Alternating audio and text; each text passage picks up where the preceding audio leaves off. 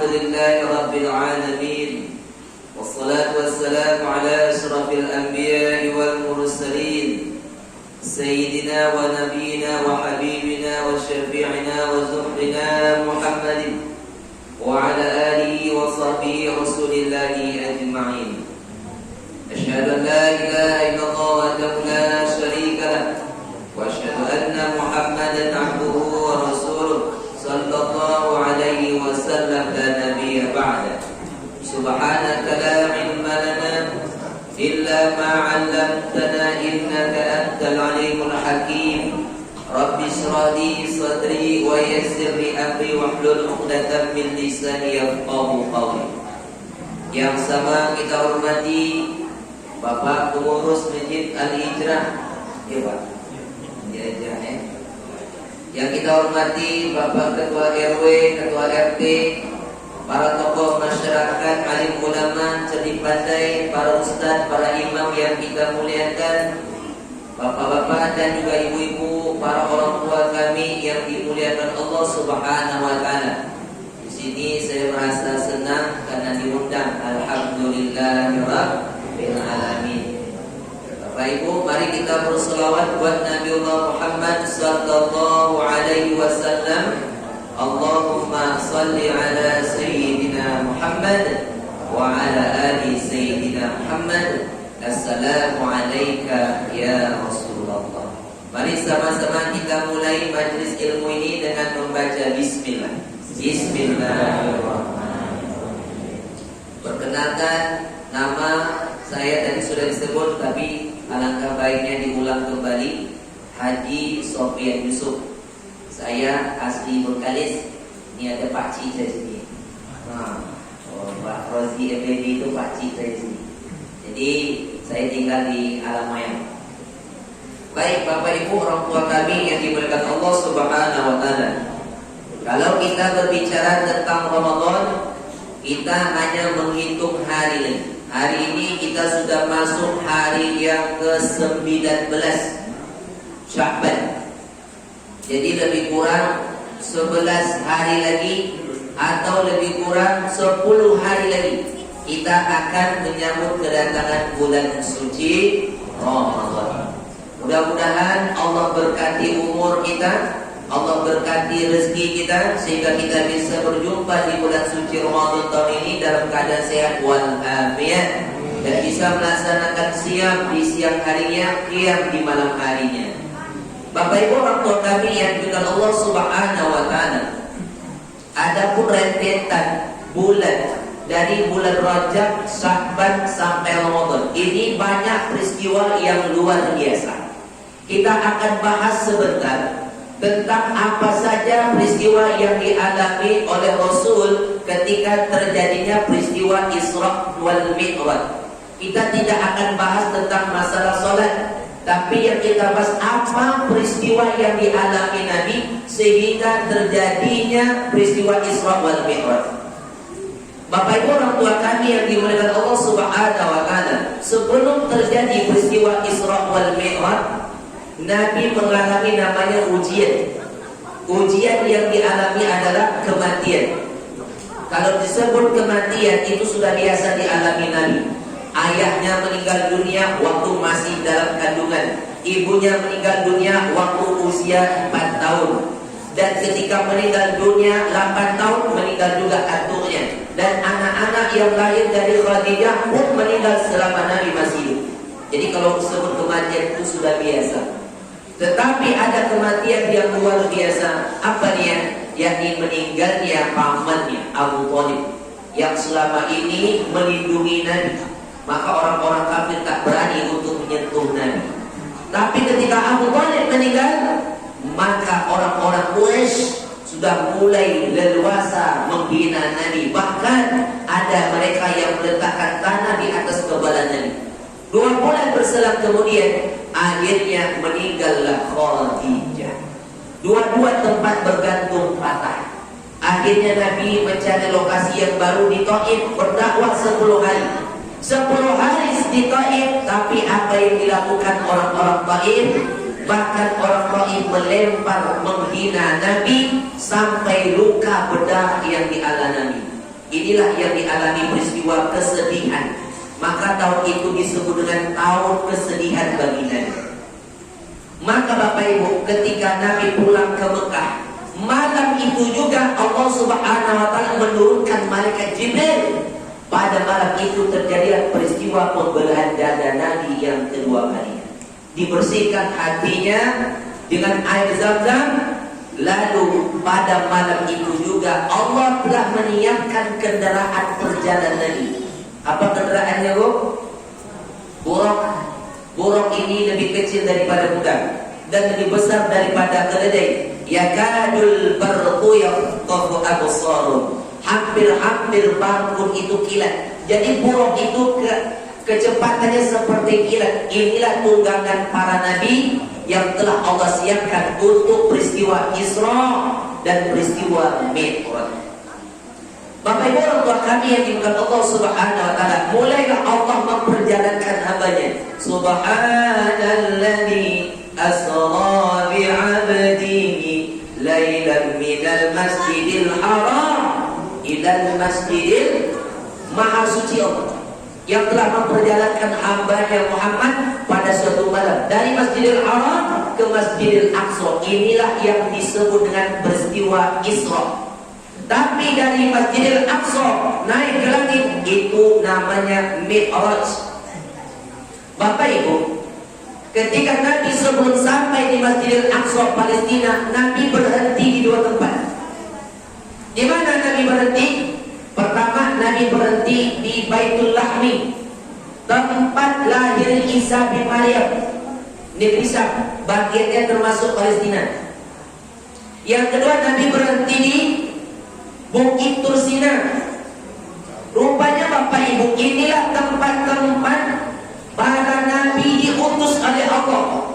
Ada 4 kota yang diturunkan para nabi dan rasul, sesuai dengan ayat yang kita sering bacakan, wattini wazzaitun wa turi sinin wa hadzal wattin, demi buah tin. Buah tin itu di mana? Di Irak. Siapa nabi yang diutus? Nabi Nuh. Wazaitun, buah zaitun itu di mana? Di Syam, Palestina. Siapa nabi yang diutus? Isa bin Maryam. Wa turi sinin, Bukit Tursina di mana? Mesir. Siapa nabinya? Musa. Wa hadzal baladil amin, dan ini negeri yang aman. Di mana? Kota Mekah. Inilah tempat Nabi kita Muhammad sallallahu alaihi wasallam. 4 kota inilah Bapak Ibu tempat diutusnya para nabi dan rasul. Selain kota ini tidak ada, termasuk kota Pekanbaru pun tidak ada. Nah, ketika Nabi sampai di Masjidil Aqsa, Nabi mengikat kendaraan keledainya, kendaraan buruknya di dinding masjid. Kenapa harus diikat? Padahal itu kan kendaraan Nabi yang Allah sengaja utus, tak akan mungkin lari. Artinya Nabi mengajarkan kepada kita ilmu tawakal. Ilmu tawakal. Nabi ikat kendaraannya padahal tak akan mungkin lari. Itu ilmu tawakal. Harus ada ikhtiar, harus ada usaha. Hasilnya serahkan kepada Allah, tak cukup hanya sekedar doa. Sama juga kendaraan kita yang ada di luar, harus dikunci dulu. Setelah dikunci, baru doa, ikhtiar, usahakan. Terserah, hasilnya serahkan kepada Allah. Kalau hilang, sudah ada usaha. Jangan sengaja diletakkan kunci di mobil, di Honda itu. Oh, pasrah aja lah Ustaz, senang balik. Sedangkan kunci gembok aja bisa hilang, apalagi dibiarkan di situ. Jadi Bapak Ibu, ilmu tawakal ini contohnya seperti burung. Kenapa demikian? Burung ini tawakalnya luar biasa. Burung kalau pergi cari makan, itu pagi-pagi sudah keluar dari sarangnya, pergi dalam keadaan lapar, pulang dalam keadaan kenyang. Siapa yang telah mengenyangkan? Allah. Burung kalau pergi cari makan, dia berombong-rombongan, tak mau dia sendiri. Kalau seekor burung dapat makan, dia akan berkicau, bagi tahu dengan kawan-kawan. Yuk sini makan, ada makanan sedikit, bagi-bagi. Itulah disitulah sifat buruk terdapat sedikit bagi sama-sama. Beda dengan manusia Bapak Ibu. Manusia kalau dapat rezeki bagaimana? Dia Mansur makan surat. Bila tak ada duit baru berkicau. Tolong Pak, bantulah kami Pak, kan? Dah 2 bulan ni Pak tak bayar honor kami Pak. Itulah sifat manusia mengeluh. Itu manusia karena burung tak pernah punya sifat mengeluh. Kemana-mana burung pergi tak bawa ATM. Kita kemana-mana pasti bawa ATM dan mana-mana ada ATM. Nah, ketika peristiwa Mi'raj, Bapak Ibu, sebelum Nabi naik ke langit, Nabi ditawarkan minuman. Malaikat kasih minum, nih, minum. Pilihlah, ada khamar, ada susu. Di situ walaupun khamar belum diharamkan, tapi Nabi mengambil susu. Maka peristiwa Mi'raj langsung naik ke langit. Langit pertama, rupanya pintu langit ini ada penjaganya, malaikat. Disitulah malaikat Jibril mengetuk. Ditanya, "Man, siapa?" "Ana Jibril." "Saya Jibril." "Man ma'aka Jibril?" "Siapa yang bersamamu?" "Muhammad." "Apakah dia sudah diutus?" "Sudah." Baru dibukakan pintu. Disitulah Rasulullah berjumpa dengan Nabi Adam. Bapak Ibu, Nabi Adam itu tingginya 60 hasta, lebarnya 7 hasta. Jadi kalau dijadikan meter, 1 hasta itu setengah meter. Kalau 60 hasta berapa meter? 30 meter. Lebarnya 7 hasta berapa meter? 3,5 meter lebarnya. Kita kok kecil-kecil, pendek-pendek. Yang kecil jangan berkecil hati. Nanti ada masanya sama dengan Nabi Adam tinggi. Nah, setelah itu Bapak Ibu orang tua kami yang Allah Subhanahu wa taala naik lagi ke langit kedua, jumpa dengan Isa bin Maryam dan Nabi Yahya bin Zakaria. Nabi ucapkan salam. Naik langit ketiga, jumpa dengan Nabi Yusuf, Nabi yang paling ganteng di bumi, yang mewarisi setengah ketampanan Adam, Nabi Yusuf. Jadi beruntung yang ada nama Yusuf. Ada sikit. Nabi Yusuf banyak, saya sikit aja. Nah, di situ Nabi larang jangan mencela wajah, jangan pukul wajah. Kalau laki-laki yang ganteng di bumi Nabi Yusuf, yang wanita paling cantik siapa Bu? Sarah, istrinya Ibrahim. Terus naik lagi keempat, jumpa dengan Nabi Idris, satu-satunya Nabi yang diwafatkan di langit. Kok bisa Ustaz Nabi Idris itu diwafatkan di langit? Ceritanya begini. Nabi Idris, Nabi yang pertama kali mengajarkan tulisan, Nabi yang pertama kali mengajarkan tentang menjahit pakaian. Setiap kali memasukkan benang ke dalam jarumnya, Nabi Idris selalu membaca Subhanallah. Nabi Idris seorang Nabi yang jujur, tukang jahit tapi jujur. Pertanyakan orang sekarang yang tukang jahit tapi tak jujur. Tanggal berapa siapa? Bu? Nah, seminggu lah. Bu punya seminggu tak selesai juga. Apalagi ini ada lebaran nih terdekat. Penuh tukang jahit jobnya itu. Nah, bedakan seperti itu. Nah, Nabi Idris sahabat dekatnya Jibril. Jibril, ada apa? Aku pengen jumpa dengan malaikat maut. Ngapain? Cita-citaku ingin jumpa dengan malaikat maut. Coba bayangkan Bapak Ibu. Kira-kira kita di sini ada yang pengen jumpa dengan malaikat maut? Hah? Ngapa pula tidak? Mau tak mau pasti jumpa dengan malaikat maut. Tapi Nabi Idris ingin jumpa tuh mau tahu kira-kira jatahnya kapan. Untuk mengetahui itu aja. Kita pun mau juga lah kalau seperti itu kan. Dapat surat bocoran dulu. Akhirnya dibawa lah Nabi Idris ke langit. Pas ketemu di langit keempat dengan malaikat maut. Malaikat maut ngapain di sini?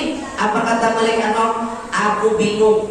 Aku dapat perintah dari Allah untuk mencabut nyawa Idris di sini. Padahal Idris kan di bumi. Oh tidak. Kata Jibril, kebetulan Idris ada bersama sekarang. Mana dia? Ini di pundakku nih. Oh, tanpa basa-basi langsung eksekusi. Tak sempat bertanya lagi Pak. Disitulah Nabi Idris diwafatkan di langit keempat. Naik langit kelima, jumpa dengan Nabi Harun. Nabi Harun abangnya Musa. Nabi Musa minta kepada Allah supaya Harun ini diangkat menjadi nabi. Kenapa? Harun ini kalau berkata lancar, fasih, jelas. Kalau Musa tidak, cadel, belat, bahasa wabun, telo. Kenapa bisa begitu? Ceritanya begini. Nabi Musa itu masih bayi kan diasuh oleh Asia. Siapa Asia? Imra'atu Firaun. Ketika masih bayi, walaupun Firaun ini kejam membunuh, tapi nengok bayi itu senang juga hatinya. Oh, nanina. Sekali Musa tarik, jenggotnya berbelanting. Kok bisa demikian? Karena Musa itu kekuatan bayinya sama dengan orang dewasa. Oh, mengamuk Firaun. Inilah yang akan menghancurkan kedudukanmu. Diambilnya pedang, langsung ditebas, mau ditebas. Datang Asia. Firaun, mengapa kau mau bunuh bayi yang tak bersalah ini? Engkau tahu tak tadi Asia? Aku dijungkir baliknya. Mana mungkin bayi buat seperti itu? Engkau tak nampak. Kalau tak percaya nih, kita buktikan. Taruh roti, taruh bara api. Kalau dipilihnya roti, hilang nyawanya. Tapi kalau dimakan bara api, selamatlah dia. Disitulah Jibril mengarahkan Musa makan bara api. Disitulah lidahnya cadel, belat. Maka Musa sebelum jumpa dengan Firaun, dia baca doa. Apa doanya? Rabbi shrah li sadri wa yassir li wahlul 'uqdatam min lisani. Terus naik langit kelima, keenam jumpa dengan Nabi Musa. Musa cemburu kepada Rasulullah. Kenapa cemburu? Ya Muhammad, umatku kuat-kuat, tapi sedikit yang beriman, sedikit masuk surga. Sementara umatmu kecil-kecil, tapi paling banyak masuk surga, paling banyak beriman dan pertama kali akan masuk surga. Cemburu. Naik langit ketujuh, jumpa dengan Nabi Ibrahim. Wajah Rasulullah mirip dengan Ibrahim. Kenapa? Atuin. Naik sampai ke Sidratil Muntaha, Bapak Ibu. Disitulah malaikat berubah wujudnya aslinya. Disitulah Nabi melihat ada pohon sidrah. Sidrah itu pohon bidara terbuat dari emas indahnya. Muntaha tempat terbatasnya ilmu manusia, malaikat jin sampai di situ. Setelah itu adalah ilmunya Allah. Barulah Nabi sendiri berjumpa dengan Allah, mendapat perintah sholat. Satu-satunya wahyu yang turun adalah perintah sholat langsung tanpa perantara malaikat dari Allah. Dan akhir surah Al-Baqarah, amana Rasulullah. Dan Bapak Ibu orang tua kami, Allah Subhanahu wa Ta'ala, ketika Nabi sudah dapat perintah, Nabi dibawa jalan lagi oleh malaikat melihat surga. Di situ Nabi mencium bau harumnya surga. Ada yang dikatakan kuburan Masyitoh. Tahu kan Masyitoh? Pembantu Fir'aun. Nah, ketika itu Bapak Ibu, Nabi mendengar bunyi sandal di surga. Jibril, ini bunyi telapak kaki siapa itu? Itulah telapak kakinya Bilal. Waktu Nabi turun panggil, Bilal, aku mendengar bunyi telapak sandalmu di surga. Ada apa Bilal? Kata Bilal, wallahi ya Rasulullah, aku tak melakukan apapun kecuali aku selalu berwudu, solat 2 rakaat. Bahkan wudu lagi, solat 2 rakaat, solat sunat wudu. Bayangkan Bapak Ibu, amalan sunnah yang dilakukan oleh Bilal bisa mengantarkan sendalnya sudah sampai di surga. Kalau sendalnya sudah sampai di surga, orangnya akan nyusul ke surga. Pertanyakan sendal kita. Maksudnya apa Bapak Ibu orang tua kami Allah Subhanahu wa Ta'ala? Sendal kita lebih mahal daripada Bilal. Coba. Tapi sendal Bilal kok bisa berbunyi Ustaz? Mungkin sendal Bilal itu sendal yang biasa kita bawa ke tempat wudhu yang berbunyi kelepak kelepung kelepak kelepung. Itu apa nama sendal? Wah, anggaplah begitu. Sendal kita tak berbunyi, tapi lebih mahal daripada peci, lebih mahal dari baju mukena. Bawa ke masjid solat berjamaah, bawa sendal mahal, hilang mengamuk. Siapa yang malin sendal di masjidnya? Orang capek-capek beli sendal mahal hilang. Kenapa Pak? Bu, sendal hilang Ustaz, memang malin kurang ajar. Jangan marah. Kenapa jangan marah? Kalau sendal itu hilang, relakan, ikhlaskan. Bisa saja sendal yang hilang itu walaupun mahal akan mengantarkan kita sampai ke surga. Kok bisa? Karena sendal itu sudah sampai di Masjid Al-Hijrah. Yang kita khawatirkan sendal yang mahal-mahal di rumah tak pernah sampai ke masjid, termasuk orangnya juga. Renungkan lagi. Jangan-jangan sendal yang di rumah yang mahal-mahal itu yang akan mengantarkan ke neraka itu. Nah, ini pelajaran kita nih sekaligus bulan Ramadan. Jangan Ramadan aja yang ramai, ya kan? Menjelang Ramadan harus ramai. Nah, amalan yang sunnah aja bisa mengantarkan sendal Bilal ke surga. Mudah-mudahan kita begitu. Nabi diperjalankan lagi melihat neraka. Di situ Nabi melihat ada orang mencakar wajahnya. Ditanya kepada Jibril, itu apa? Itulah orang yang suka menggibah, memfitnah, mengadu domba, menggosip. Ini dosa mulut. Kalau dosa tangan mungkin menampar atau ngambil hak orang. Dosa kaki melangkah di tempat yang tak diridhoi, mungkin menyipak orang. Dosa telinga mungkin mendengar berita yang tak baik. Dosa mata melihat yang tak diridhoi. Tapi kalau mulut, disitulah hancur negara. Gara-gara mulut. Gara-gara mulut hancur hubungan tali persaudaraan. Gara-gara mulut hancur rumah tangga. Bersyukur sekarang corona datang, semua mulut ditutup. Agak kurang sedikit ngomong ini. Berarti tutuplah mulut masker dengan memperbanyak zikir. Datang Ramadan baca Quran, walaupun mulut ditutup. Tapi Ustaz kenapa tak tutup? Susah nak ngomong. Nah, Bapak Ibu yang Allah Subhanahu wa taala, ketika Nabi diperjalankan melihat neraka macam-macam, ada orang yang mengantukkan kepalanya sampai pecah. Ditanya, apa itu Jibril? Itulah orang yang tak mau sujud kepada Allah. Turun sampai ke bumi. Akhirnya Nabi ceritakan peristiwa itu kepada Ummu Hanif. Apa kata Ummu Hanif? Engkau jangan ceritakan peristiwa ini kepada orang lain, nanti mereka tak percaya. Aku tak peduli, akan kuceritakan juga. Ketika Nabi sampai di Ka'bah merenungkan, akhirnya Bapak Ibu, disitulah datang Abu Jahal. Kata Abu Jahal, Muhammad, nampaknya ada sesuatu yang mau disampaikan. Oh iya, tadi malam aku pergi ke Palestina dan pulang lagi kemari. Oh, ceritamu ini harus tahu juga dengan orang banyak. Boleh, aku kumpulkan, silahkan. Abu Jahal mengumpulkan bukan untuk membantu, tapi untuk mencemeni. Ketika dikumpulkan, silakan Muhammad kau ceritakan. Barulah Muhammad ceritakan, tadi malam aku kesini ke Palestina dan pulang kembali. Ketawa semua apa? Muhammad, mana mungkin perjalanan 1 bulan ke Palestina kau tempuh 1 malam, itu dah gila ya. Akhirnya Bapak Ibu, orang yang baru masuk Islam murtad semua. Itu yang kalian mau ikut, itu yang mau kalian contoh. Orang gila seperti itu murtad. Disitulah mereka mencari Abu Bakar. Aina Abu Bakar? Mana Abu Bakar? Ketika jumpa Abu Bakar, Abu Bakar, engkau sudah dapat kabar? Kabar apa? Muhammad sudah gila. Kok bisa? Dia cerita pergi ke Palestina tadi malam dan pulang lagi, kan mustahil itu. Perjalanan 1 bulan hanya 1 malam.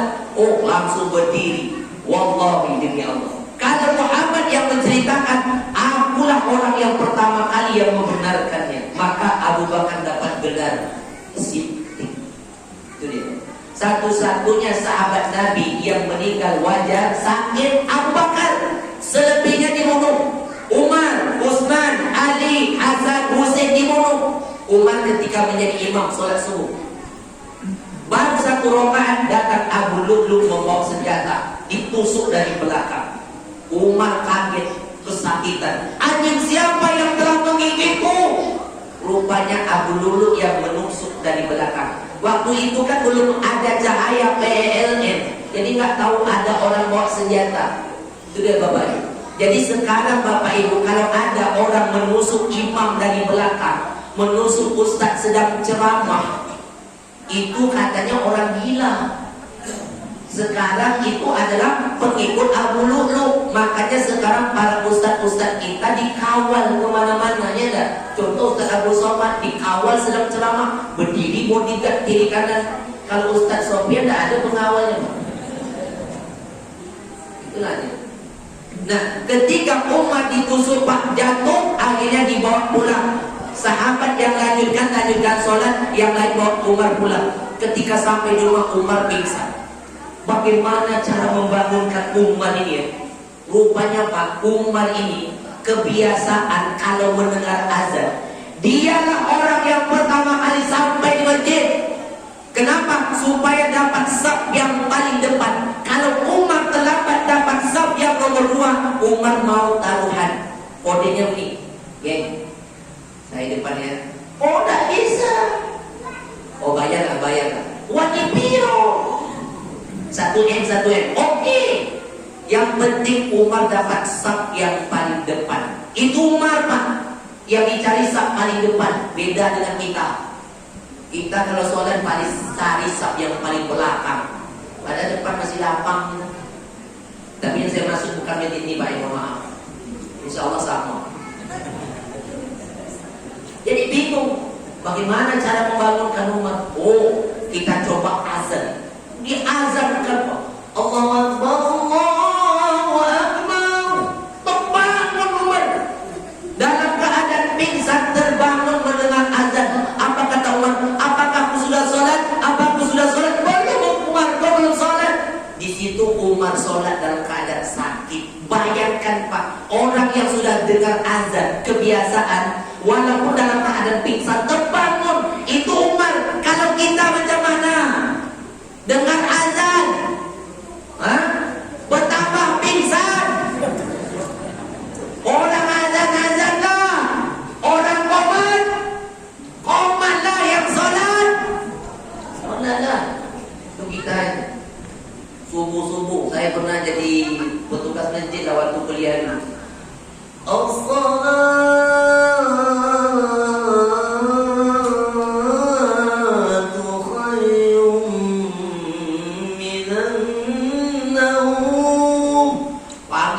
Selesai, datang jemaah. Pak Ustaz, subuh tadi merinding kami dengar suara azan subuh. Sayup sahdu, akhirnya tenang, tidur kami.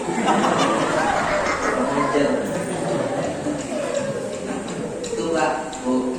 Jadi 2 pelajaran penting. Pertama, Bilal amalannya bisa sampai mengatakan sedang ke surga. Apa yang harus dilakukan? Perbanyak sholat sunat wudu. Apalagi yang ketika Umar dalam keadaan pingsan dengar azan, langsung kerjakan, langsung sami'na wa ata'na, Allahu Akbar, siap. Jadi menjelang Ramadan ini kita sudah persiapan sholat berjamaah. Jadi yang kedua, Bapak Ibu orang tua kami yang Allah Subhanahu wa taala, bulan Sya'ban Nabi paling banyak puasa. Sehingga sahabat heran, ya Rasulullah, kami tak pernah melihat engkau begitu banyak puasa di bulan-bulan lain, tapi kenapa bulan ini paling banyak? Kata Nabi, turfa'u fihi al-a'mal ila rabbil alamin. Seluruh amal diangkat malaikat. Wa uhibbul ayyuhal amali wa ana shaim. Aku senang amalku diangkat ketika sedang puasa. Jadi Bapak Ibu, Nabi sudah mulai start duluan. Kenapa? Warming up, pemanasan di bulan Sya'ban ini banyak puasa sunat. Bagi kita yang belum terlatih, nanti masuk Ramadan berat, maka dimulai dari bulan Sya'ban. Senin Kamis, atau puasa Ayyamul Bid, ada yang puasa Daud, atau mengqadha puasa yang bayar hutang bayar. Kenapa? Supaya Ramadan sudah dekat, kita sudah tidak lagi canggung, tidak berat. Kenapa? Sudah terlatih. Maka dari itu kalau seandainya orang sudah terbiasa puasa sunat, masuk Ramadan tidak canggung lagi, tidak kaku lagi. Kenapa? Sudah terlatih. Kalaupun tidak sempat bermakan sahur, artinya minum air putih pun sudah cukup. Kenapa? Sudah terlatih. Jadi bagi orang yang sudah terbiasa puasa sunat, masuk Ramadan tidak akan berat. Orang yang jarang puasa sunat, masuk Ramadan berat. Ditambah lagi tak makan sahur. Pukul 9 pagi sudah mulai sekarang Ditegur Pak RW tak jawab tuh. Assalamualaikum Pak. Oh, kok saya betul tak makan sahur. Ini orang yang tak terbiasa. Maka kita start duluan. Dari awal perbanyak sholat sunnah. Nah, Bapak Ibu orang tua kami yang Allah Subhanahu wa taala, maka Rasulullah katakan tasaharu fa inna fi sahuri barakah, makan sahur karena makan sahur itu ada berkah. Apa berkahnya? Yang pertama untuk kekuatan fisik supaya kuat, supaya tahan. Yang kedua ada berkah sahur. Apa dia? Ada ampunan. Di situ memperbanyak istighfar. Kalau kita makan sahur Bapak Ibu, otomatis itu supaya fisik kita ada kekuatan. Minum pun tak masalah.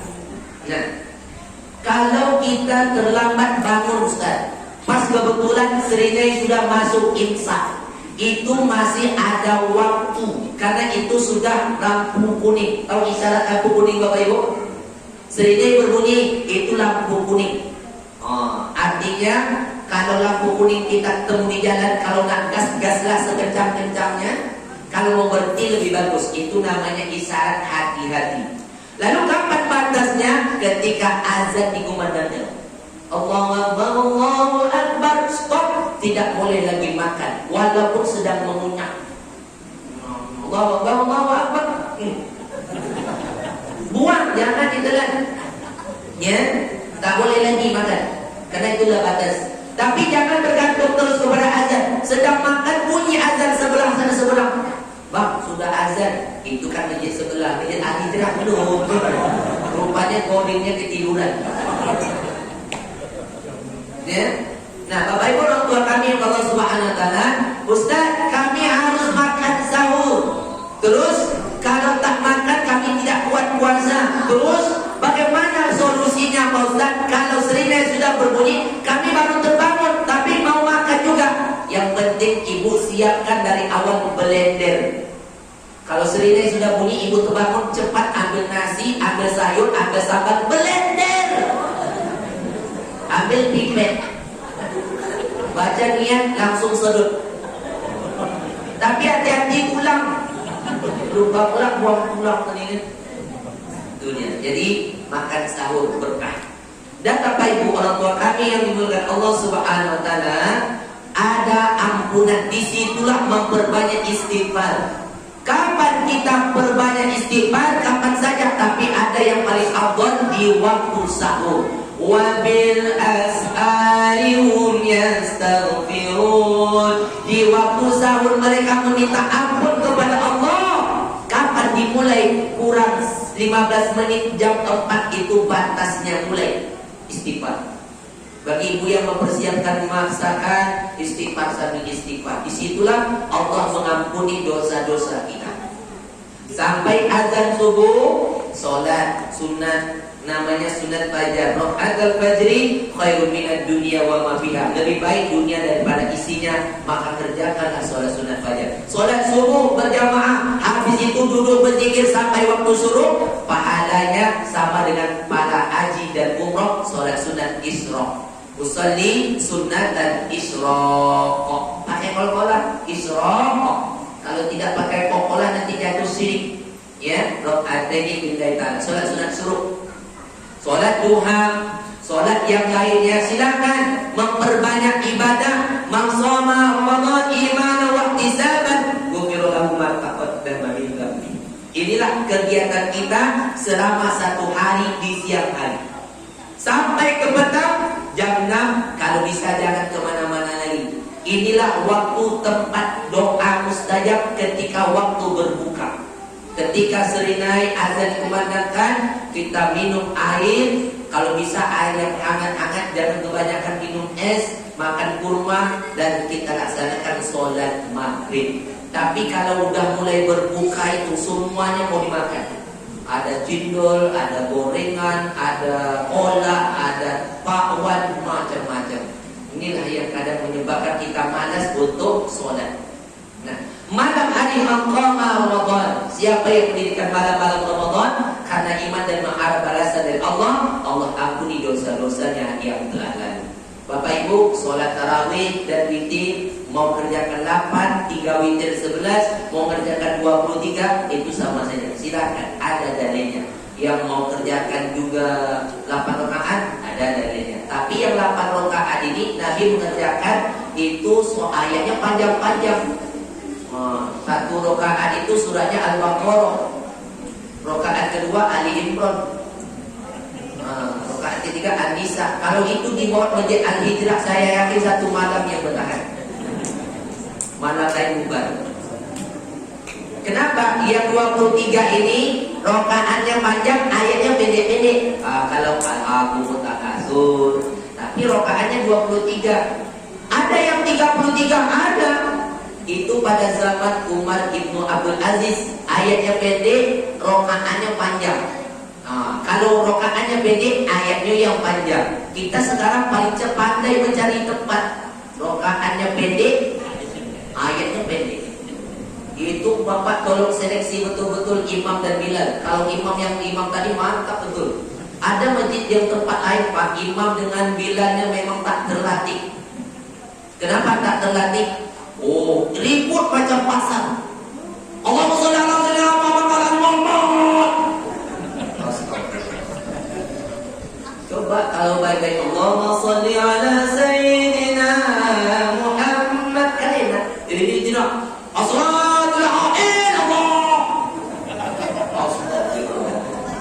Kalau macam ini Bilal agak gilo. Sudahnya Bilal macam itu, datanglah Pak Imam pun ikut-ikut gilo. Imam sholat Allahu Akbar,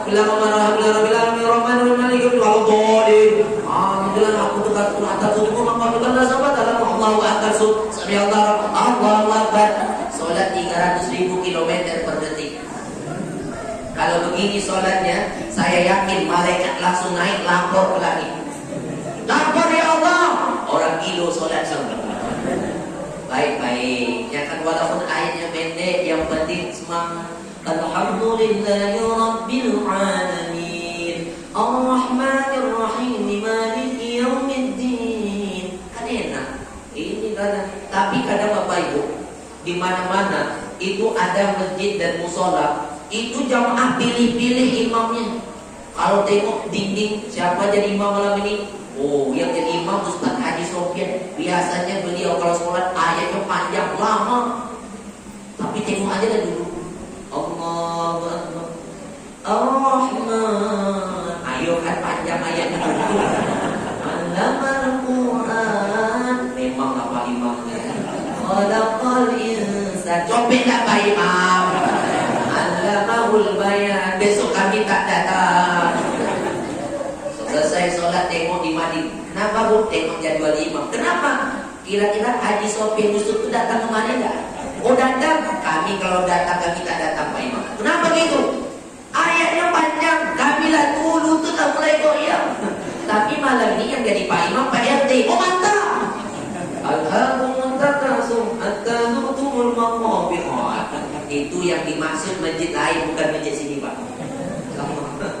Bapak Ibu orang tua kami yang dimuliakan Allah Subhanahu wa taala. Jadi masalah sholat tarawih dan witir sama-sama kita sudah terbiasa, artinya baik-baik dalam ucapan ibadah. Bapak Ibu orang tua kami Allah Subhanahu wa taala, ada yang namanya kita sedekah, baca Al-Qur'an, sedekah di bulan suci Ramadan, apalagi menjelang berbuka. Kata Nabi, "Idza tabaqta fa'afir ma'aha." Kalau bersedekah, masak, lebihkan kuahnya bagi dengan tetangga. Jadi kalau dibagi, bagilah kuah dengan tetangga. Tapi jangan kuah ke kuahnya. Masak rendang, yang di atas rendangnya. Yang penting kalau masaknya kuah, bagilah kuah. Kalau masak ayam, bagilah ayam, insyaallah. Bapak Ibu orang tua kami Allah Subhanahu wa taala, ada masih sisa belum nih? Bentar lagi ya. Ada pertanyaan? Belum ya. Bapak Ibu yang Allah, terakhir, karena ini waktu kita ini mepet waktu isya, saya akan berikan tentang ilmu masalah wudu supaya sholat kita sempurna, supaya ibadah kita diterima. Kalau wudu tak sempurna, sholatnya tak diterima. Begitu pentingnya wudu. Ayat surah An-Nisa, surah Al-Maidah ayat 6. Ya ayyuhalladzina amanu idza kuntum ila shalah faghsilu wujuhakum wa aydiyakum ila al-marafiq wamsahu bi ru'usikum wa arjulakum ila al-ka'bayn. Hai orang yang beriman, apabila kamu hendak melaksanakan salat, basuhlah wajahmu. Ya, mana wajah tuh? Nih wajah sampai ke dagu, belakang telinga, wajah. Fasilu wujuhakum wa aydiyakum ilal marafiq. Basuhlah tanganmu sampai ke siku. Tangan dulu atau siku dulu?